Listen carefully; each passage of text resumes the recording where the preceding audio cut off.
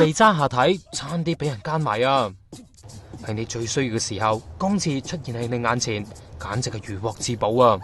但點諗得到，戇鳩仔，公廁都會有被劫色嘅危機㗎。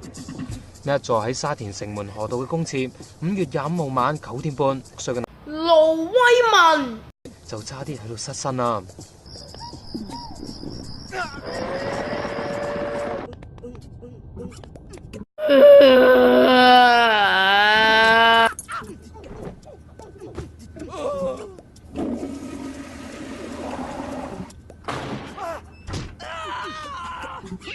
唔夠力推開不特止，對方仲想閂門進一步。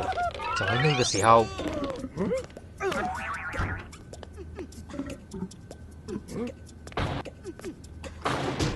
被告仲亂噏話屙緊屎。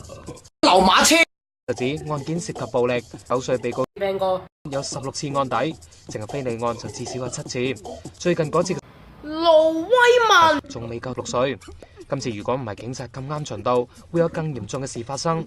加上認罪，證明係冇悔意，需要判佢即時入獄100萬3個月。